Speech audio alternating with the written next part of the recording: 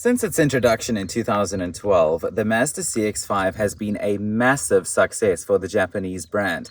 If I'm not mistaken, the CX-5 makes up 25% of the brand's sales.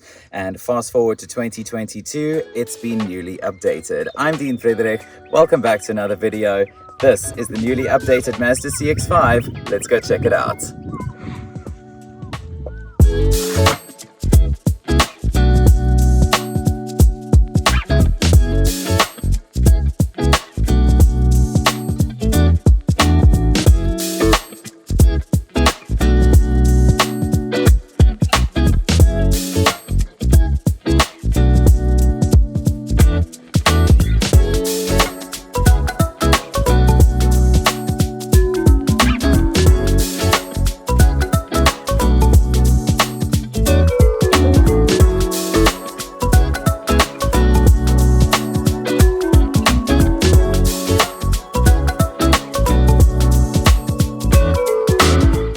So the changes to the exterior of the CX-5 are quite minimal, and if you're not somebody who was very familiar with what it looked like previously, you might not even notice it, but good for you for clicking on this video because I can point it out to you. So a slightly redesigned headlight is part of the exterior update. I don't recall seeing this grille on the previous generation. I do stand corrected, but I don't recall seeing this. But how interesting is this, right? Look at this little bit of red trimming here. This is only on the Akira, and this is part of what helps you identify the Akira, which is the range-topping CX-5 that we have on test with us here today.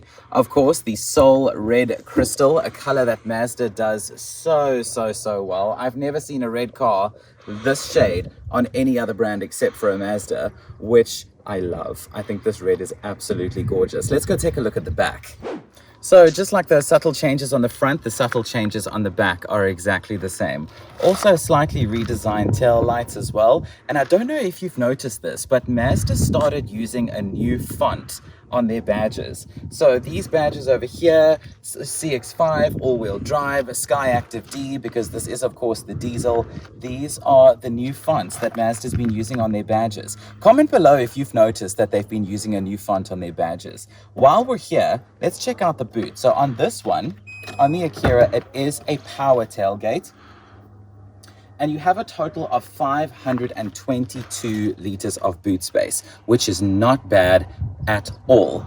How interesting, load cover opens with the boot. And then of course, inside here, you have lots and lots of boot space, as you would expect with an SUV. We have our bags in here. You know what? I've said it before. Our baggage is external. Yours is internal, okay? We're a little bit different. And then underneath here, you have a Mari biscuit wheel and a subwoofer for the upgraded sound system on the Akira. Let's go have a look at the inside.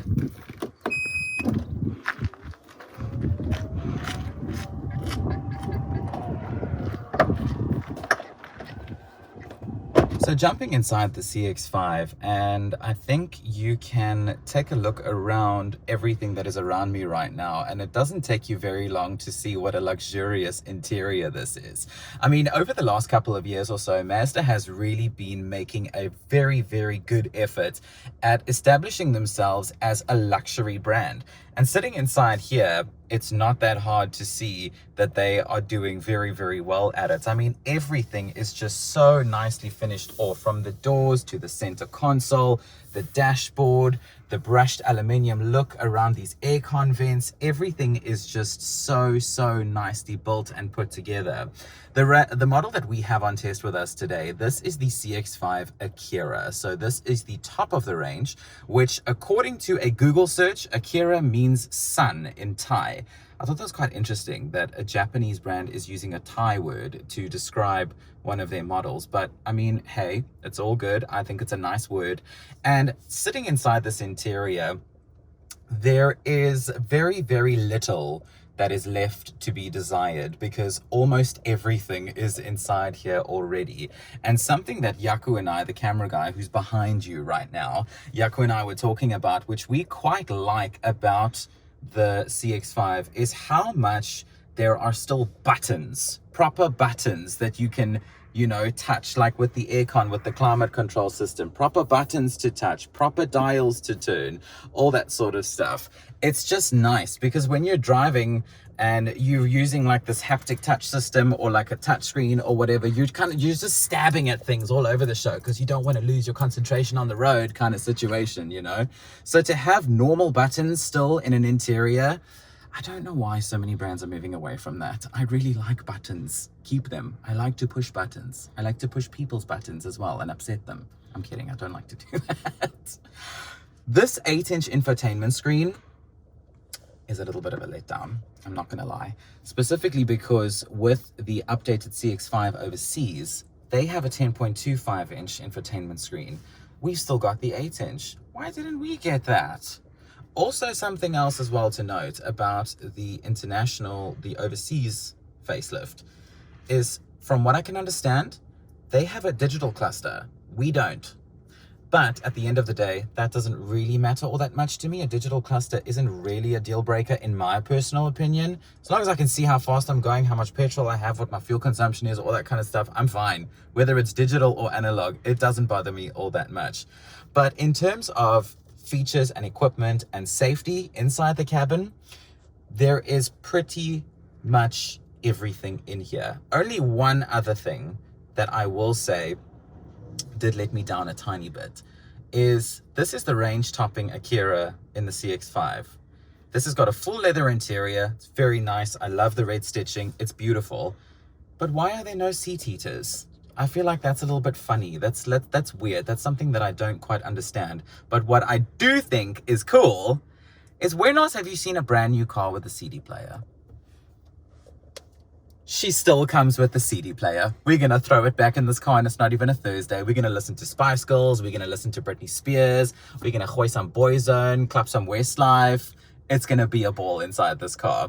But in terms of features and kits, full smartphone integration. You've got this wonderful automatic transmission, electronic park brake, full multifunction steering, Bluetooth connection, cruise control, all those things, even paddle shift. So tech and spec, there is no shortage of it in the CX-5.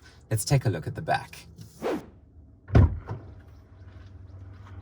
Alrighty, jumping into the back of the CX-5. Of course, there's going to be a lot of space in the back here. I mean, this is a family SUV. So the front seat over here is in my driving position. I'm 173. And as you can see, I have got so much space, headroom, legroom.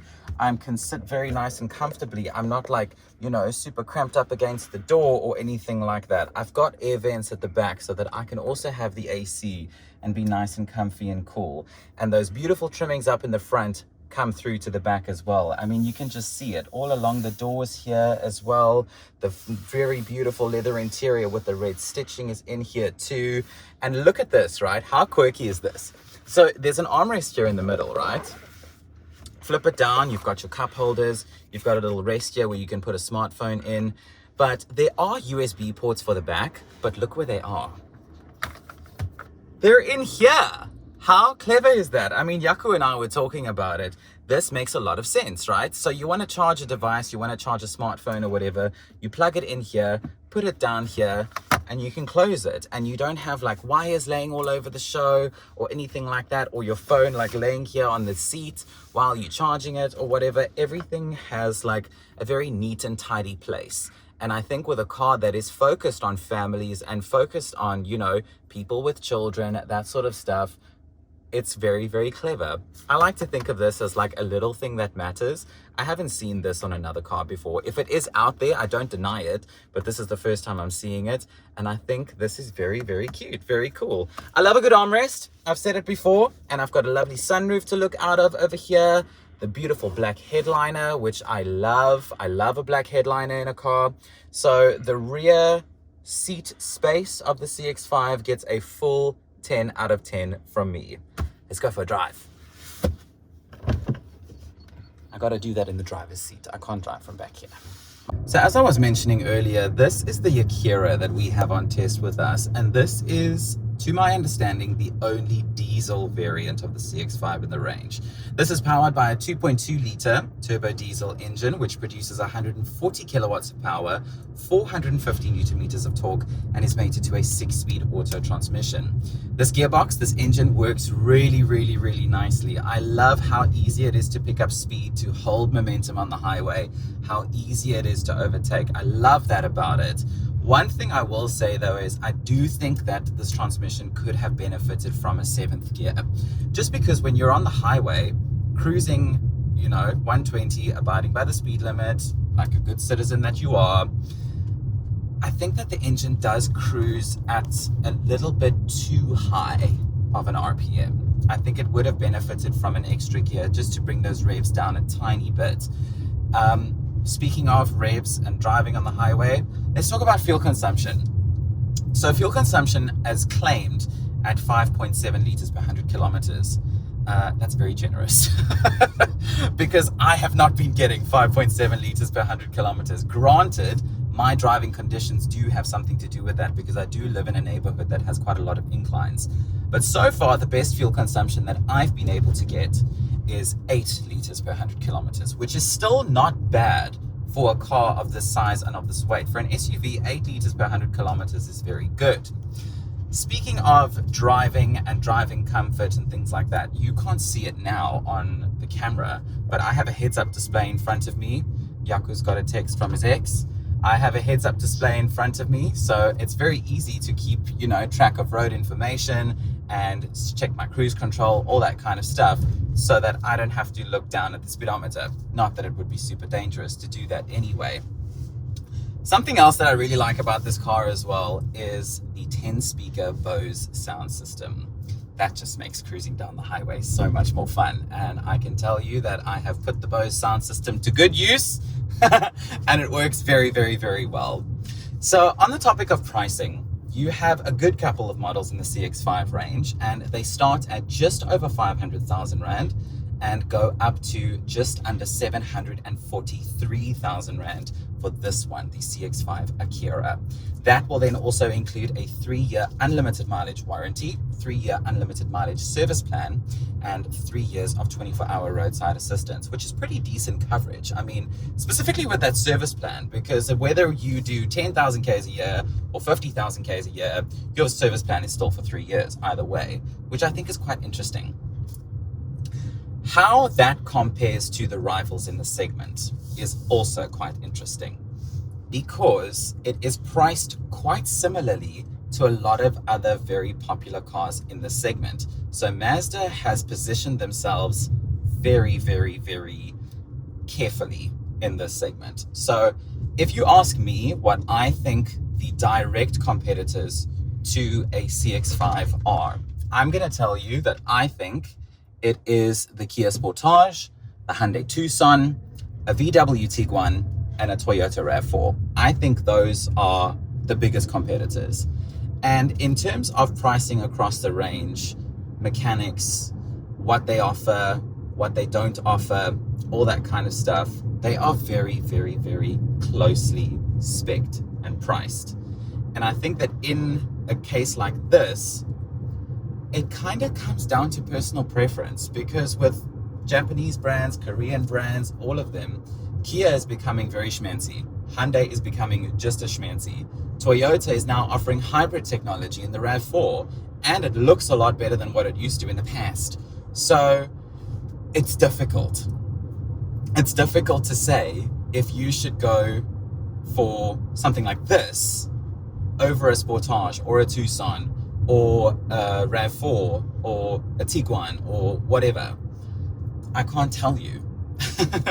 I can tell you what I think of this one, but in terms of which one I think you should choose, I think you should go and check out all of those and then figure it out for yourself, because they all are good brands, they all are good models, they all have good things to offer.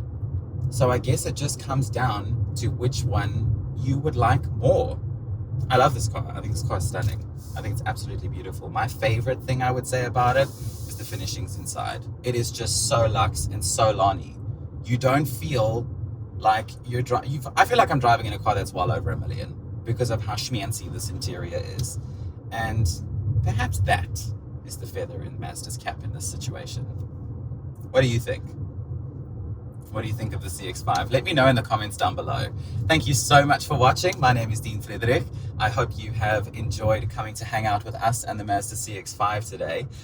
Please subscribe to my channel if you haven't already. It will help me out a lot. Also, don't forget to like this video because that also helps me out a lot. And comment below, what do you think of the Mazda CX-5? Let me know what you think. I think this car is stunning. So I'm going to enjoy the rest of these twisties on these country roads with the CX-5. Thanks for watching. I'll see you soon. Bye.